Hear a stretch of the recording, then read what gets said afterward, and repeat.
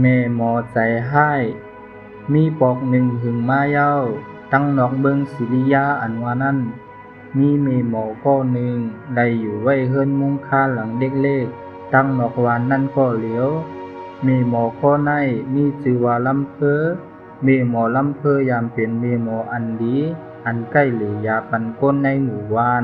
แลหรือเปียดลองไห้ลองอ่ำดีในหมู่วานเขา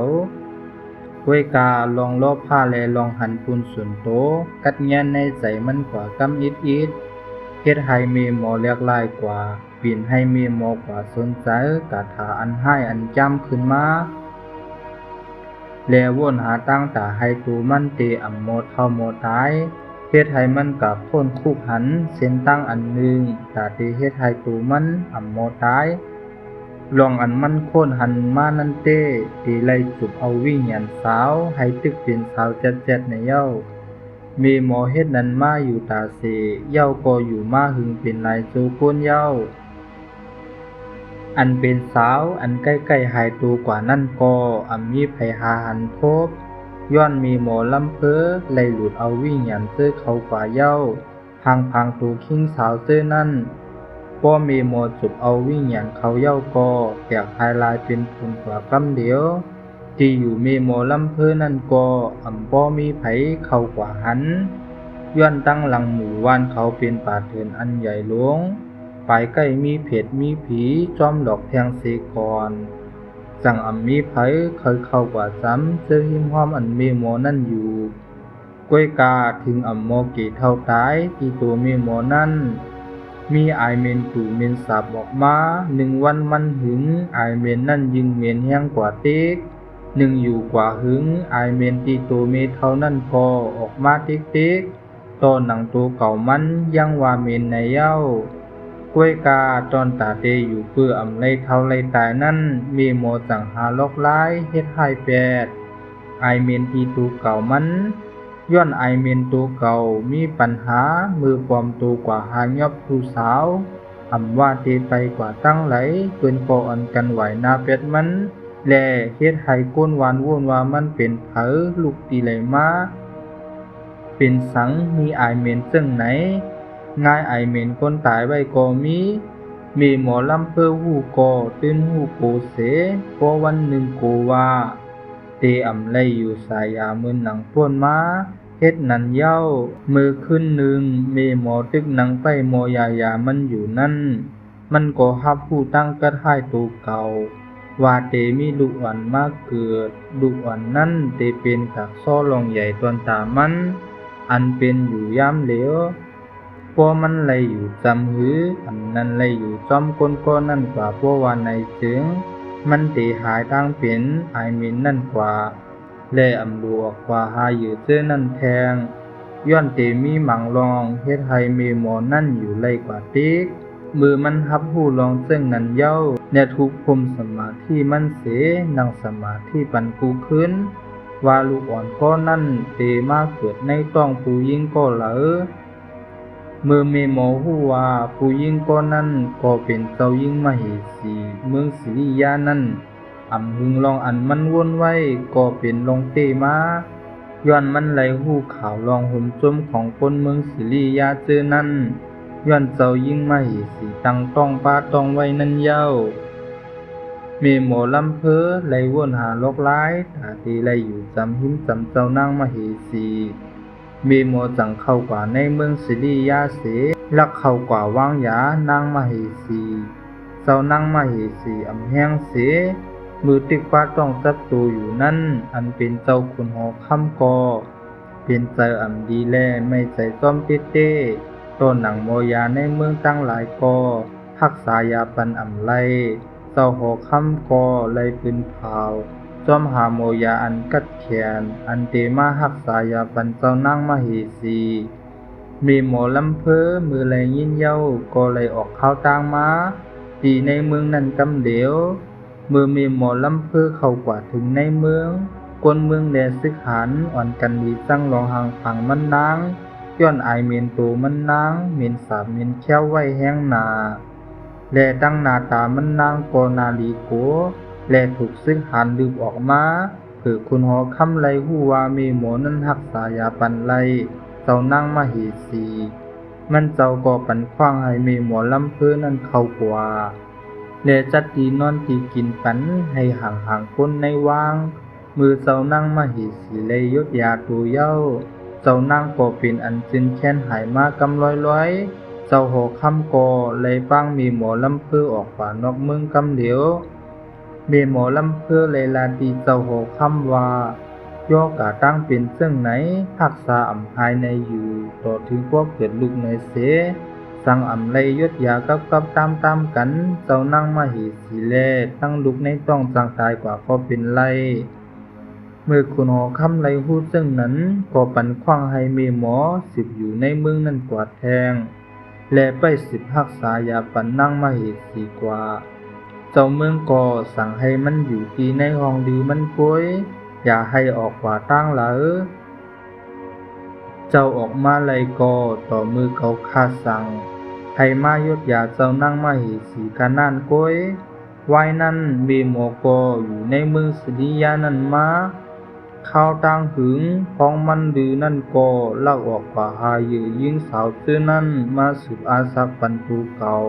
ดองหายตัวลูกอ่อนยิงสาวก็ลื้อหลังจอดกว่าตั้งเมืองกล้วยกาไผก็อ่ำทั่วพันหังพังลูกอ่อนสาวเจ้านั้นสิก็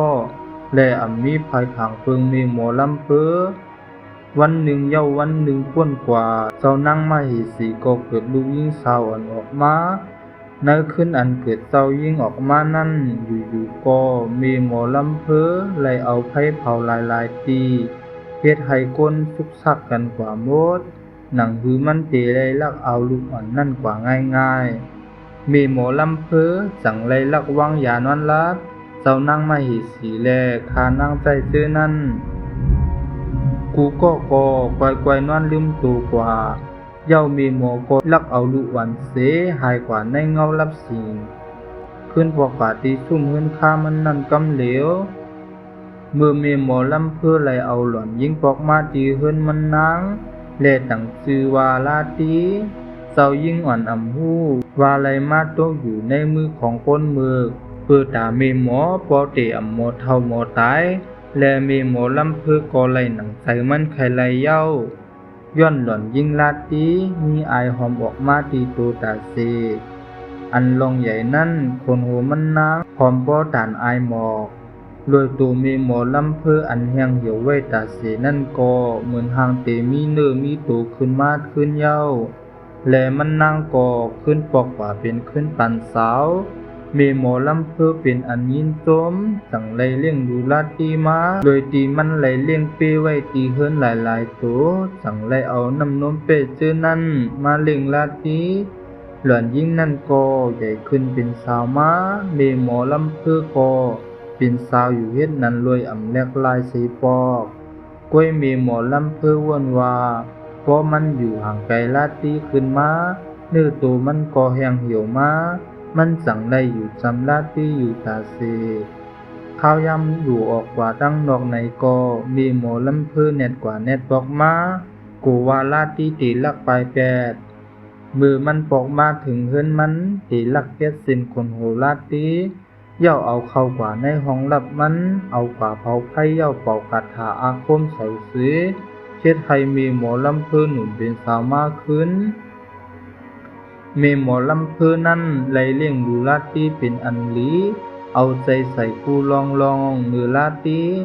มีหมอเตให้เจ้ายิ่งไว้คนหูยาวเพียงแอวและจอยสายจอยเจ็ดวีปันกูวันถึงเจ้ายิ่งเตเป็นสาวก็เย้ามันเตเฮ็ดปันจึงนั้นอยู่ตาสีเจ้ายิ่งก็ถังว่ามีหมอเป็นเมเตมันเสหยุ่มใจมากกูซื้อกูลองกล้วยกามีหมังรองเจ็มมือเจ้ายิ่งก็ใหญ่กาสูงมาอ่ำในออกกว่าในวางเฮือนในสีปอกมันนั่งอยู่ในเฮือนค้านั้นมาตาสีตั้งติตึกต้องความไหลเจ้ายิ่งอยู่ในซุ่มเฮือนมาตาสีมีตึกตั้งไหลอยู่เจอหิมหอมนั่นมุงกล้วยเอากล้วย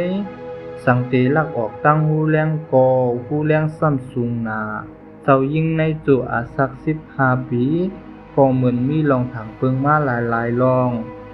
ป้อมันถามตีเมหมอลำเพื่อนั่นก็อำไลขอตอบสัง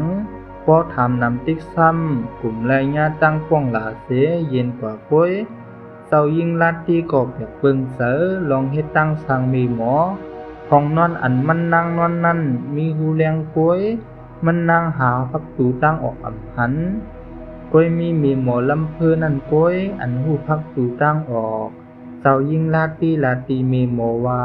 ไข่ออกขวาเลนตั้งนอกคายามลาดเจ้าเย้าว่าตั้งนอกมันอ่ำรักเพตัวเจ้าตีไล่อยู่ในห้องในก้อยคามือออกคาไข่ออกขวาตั้งนอกด้วยพองวันเข้ายามก่อหึงป้นกว่าเจ้ายิ่งอาสักไล่19เย้าเสมีหนังวันหนึ่งมีหมอมีอาหลูเสหลูเข้ากว่าในเมืองหมอก2-3 วันอยู่ในคำขึ้นนั่นเลยมีสิ่งกินมาเล่นมาหิมเฮือนเจ้ายิ่งนั่นมาตัวนั่นเลยจอกเต็นเฮ็ดให้ก้นที่อยู่มือหลังมันเส้นเข้ามือในห้องเจ้ายิ่งนั่นเสเจ้ายิ่งก็เป็นอันตกใส่เต้ใต้ก็อันเส้นเข้ามานั่นถามว่าเจ้าเป็นไผเป็นสังมาอยู่หั่งกล้วยอยู่ในปัดเถินในลาซ้ายหนุ่มก็ในเต้เป็นซ้ายเป็นเจ้าซ้ายลูกต่างวันต่างเมืองมา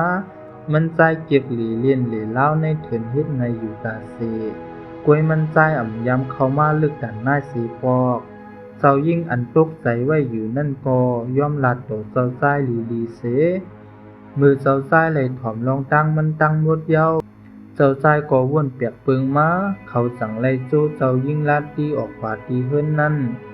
มือตีซาเต้มันก็อ่ำใครออกขวาตั้งเหลอย้อนกูมีหมออ่ำป้อใจนี่มันนางรวยลองใครออกขวาใครหู้ใครหันตั้งนอกว่าเหมือนเสื่องหือมันนั่งสั่งไล่พร้อมเจ้าเสยอมออกขวาจอมมันซ้าย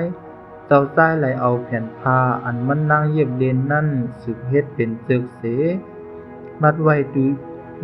ตีหูแรงเย้าอันกันหนองลงกว่าซ้อมเจอ